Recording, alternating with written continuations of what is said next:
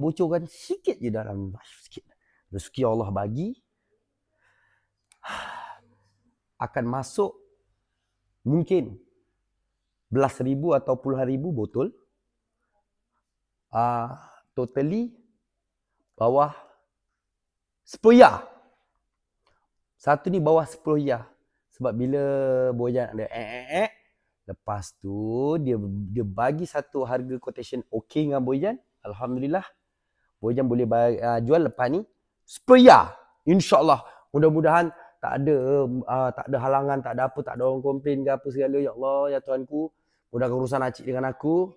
Kepada pemakai-pemakai Jati sekali, ya Allah, tolong ya Allah, mudahkan urusan. Terus semoga dia boleh terus supply dan bagi dan ada stok dengan aku. Paling risau kan kadang-kadang bila kita bagi the best, disekat, supply itu disekat.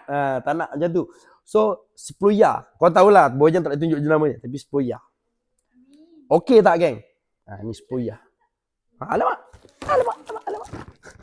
10 ya ni. 10 ya tahu? Geng-geng kita tahu tak? 10 ya ni. InsyaAllah mudah-mudahan tak ada. Tapi memang pastilah, pasti. Yang dah pasti sekarang 12,000 botol. Yang dah pasti 12,000 botol. Itu 10 ya.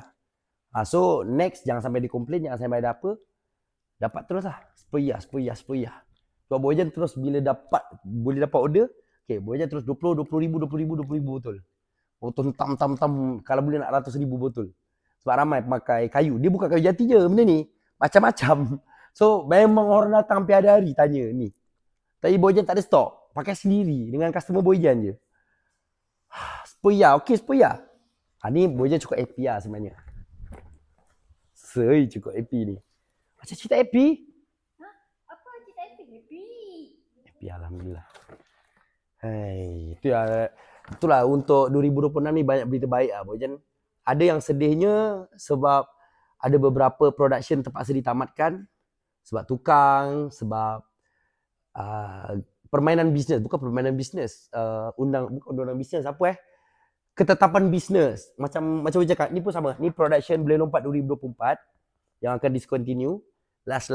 So Bojan cuma ucapkan tahniah kepada acik-acik yang pernah sold yang macam ni, yang biasa kala-kala macam sebelah tadi 38k, 40k. Alamak, sebut pula.